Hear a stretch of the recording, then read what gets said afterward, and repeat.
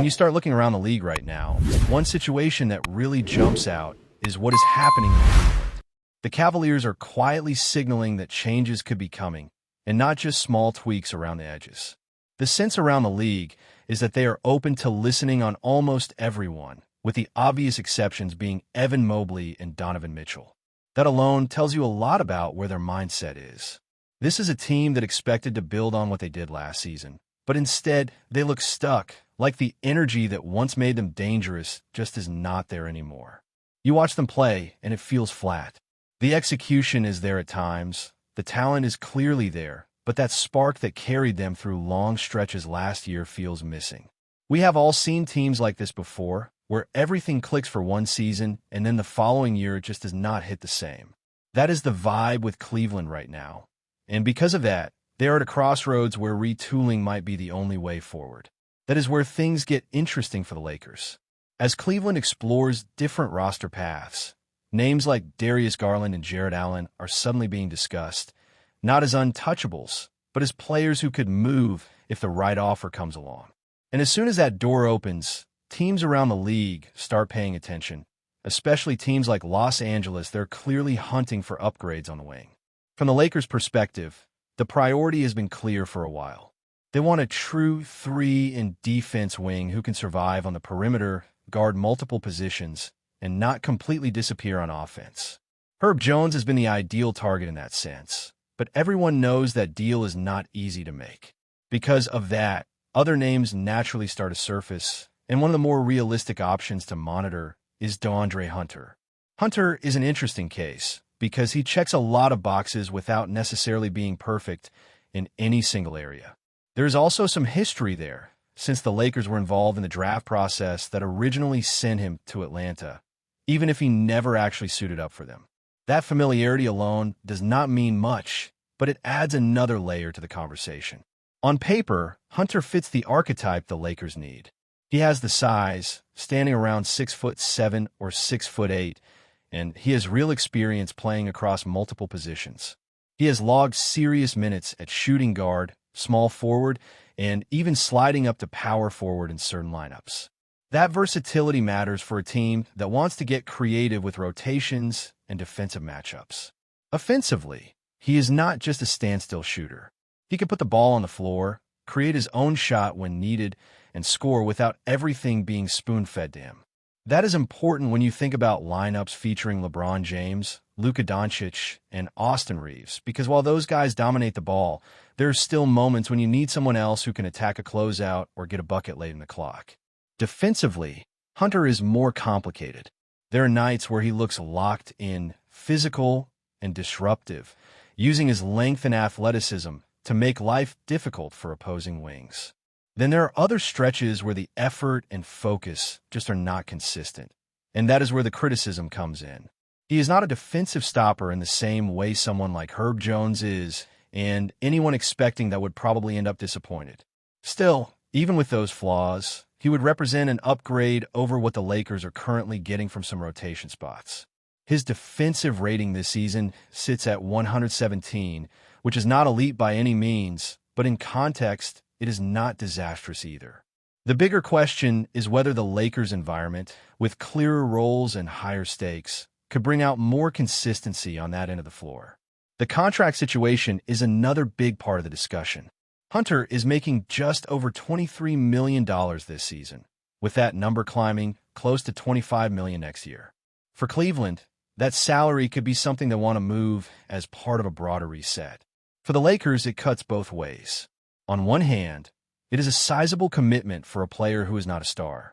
On the other hand, it becomes a valuable expiring contract down the line, which can be useful if they decide to pivot again. Age-wise, he fits what the Lakers reportedly want. He just turned 28, which puts him right in that range where you're still in your prime, but not so young that you are years away from contributing to a winning team.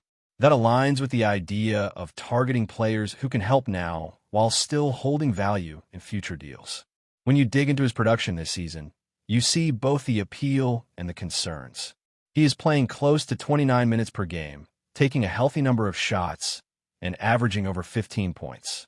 His efficiency inside the arc has been solid, and he gets to the free throw line at a respectable rate, where he converts at a high percentage. That is all encouraging. The three-point shooting, however, has been the swing factor. Right now, he is hovering around 30% from deep on good volume, which is simply not good enough for a player who would be asked to space the floor around elite playmakers. The silver lining is his track record. Last season, and in previous years, he has shown the ability to shoot closer to 40% from three on similar attempts. Playing alongside high-level creators could help him get back to that range, because the quality of looks would likely improve significantly. If he can even settle into the high 30% range again, the entire evaluation changes. Suddenly, you're talking about a wing who can defend multiple positions, hit open shots, and occasionally create offense without needing the ball constantly.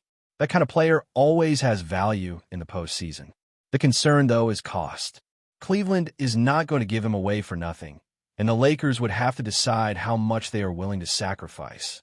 Giving up a first-round pick for a player like Hunter feels risky, especially when he is not elite at any one thing. Including someone like Rui Hachimura might be necessary just to make the money work, and that opens another layer of debate about whether the upgrade is significant enough to justify it. Hunter is clearly better defensively and more athletic than Rui, and he offers more off-the-dribble creation. But there is also the reality of how he would be used in Los Angeles. With so much offensive responsibility already locked up by the Stars, there's a strong chance he ends up spending a lot of time parked in the corner, waiting for kick-out threes.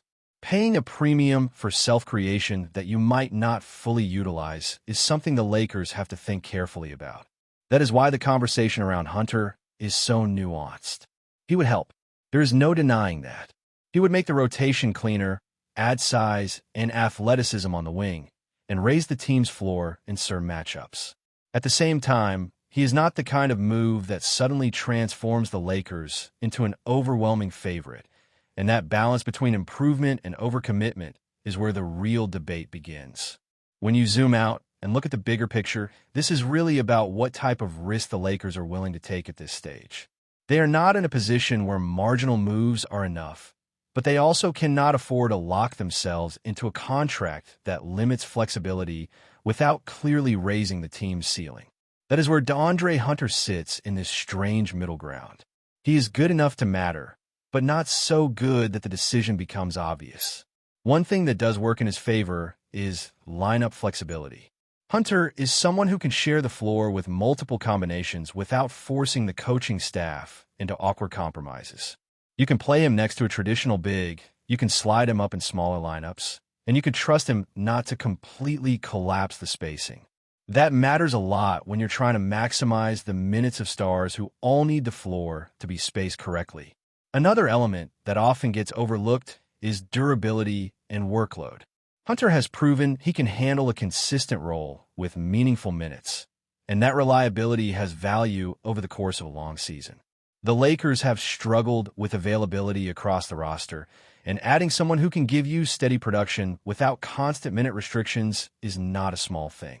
Even if he is not dominating games, stability can quietly swing close matchups.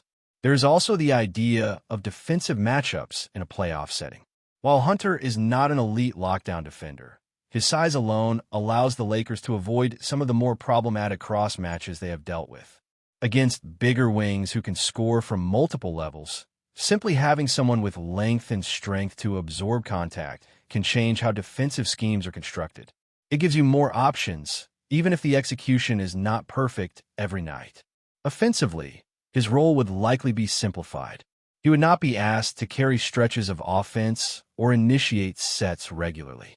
Instead, his value would come from reading the floor, attacking tilted defenses, and making quick decisions. That can actually help his efficiency, because the pressure to create something out of nothing would be reduced. In theory, that should lead to better shot selection and fewer forced possessions. Still, the question of shooting consistency looms large. A wing in this system has to punish defenses for helping off the stars. If Hunter remains stuck around the low 30% range from three, defenses will adjust quickly, and the spacing advantage disappears. At that point, the trade becomes much harder to justify, because the role he fills becomes easier to replicate with cheaper options. That is why some people argue the Lakers should aim higher or look for a more specialized player. Someone who may not offer the same all-around skill set, but who excels at one thing the team desperately needs.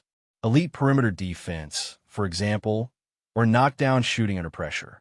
Hunter does a bit of everything, but he does not dominate a single category, and that could be a drawback when resources are limited. At the same time, there is something to be said for balance. A roster full of specialists can become fragile in the postseason, where opponents hunt weaknesses relentlessly. A player like Hunter, who does not have a glaring hole in his game, can survive in different series without being played off the floor. That kind of adaptability often shows its value in ways that do not always pop on the stat sheet. The financial angle keeps circling back into the conversation as well.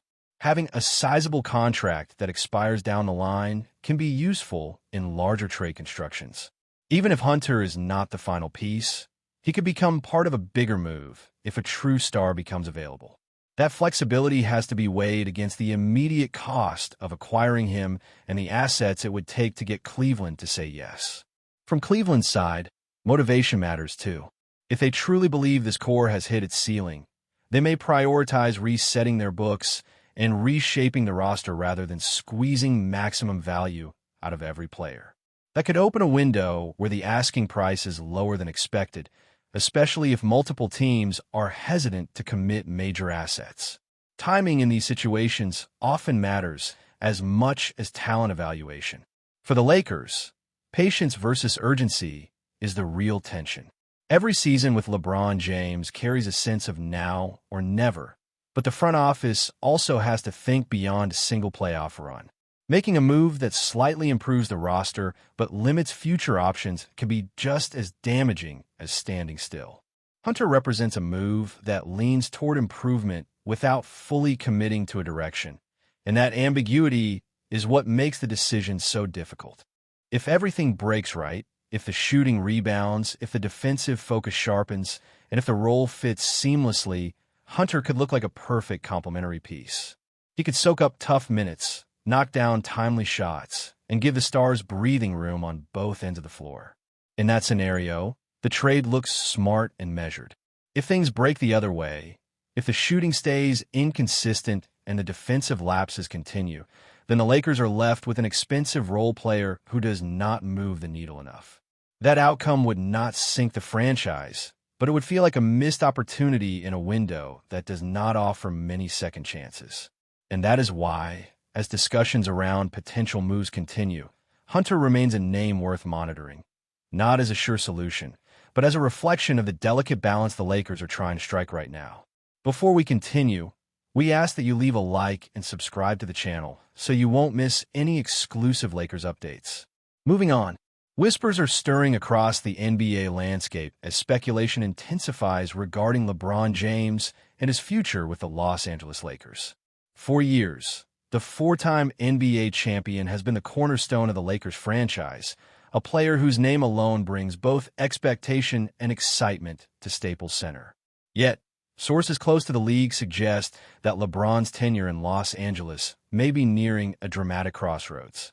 Insiders hint that conversations behind closed doors have centered on a potential departure, sparking feverish debates among fans, analysts, and fellow players alike.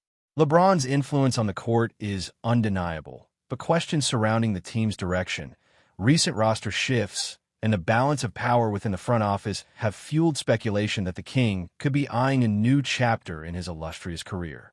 Some argue that LeBron's next move could be driven by a desire to chase another championship in a different environment, perhaps somewhere he sees a clearer path to contend for one final title before the twilight of his career. The NBA world has seen its share of blockbuster moves, but the idea of LeBron leaving Los Angeles is particularly electrifying. His departure could reshape not only the Lakers roster, but the entire league, with implications for playoff dynamics, team-building strategies, and even the endorsement market. Rumors suggest that a handful of franchises may already be quietly positioning themselves, preparing to make aggressive pitches should the opportunity arise. LeBron's potential exit has sent fans into a whirlwind of speculation, social media debates, and bold predictions about where the superstar might land. While nothing has been confirmed, the very possibility of LeBron James moving on has reignited conversations about legacy, loyalty, and the evolving nature of player movement in modern basketball. Every game he plays now is being scrutinized for hints, every comment analyzed for hidden meaning. Whether this is mere conjecture or the precursor to one of the most seismic shifts in recent NBA history remains to be seen. But one thing is certain. The basketball world is watching, and if LeBron does leave the Lakers, the ripple effects will be felt far beyond Los Angeles. Stay informed exclusively about Los Angeles Lakers news. Subscribe to our channel and hit the like button to keep receiving daily updates. Also, share your opinion on the news in the comments, as your contribution is crucial for the Lakers. Stay tuned for the next video.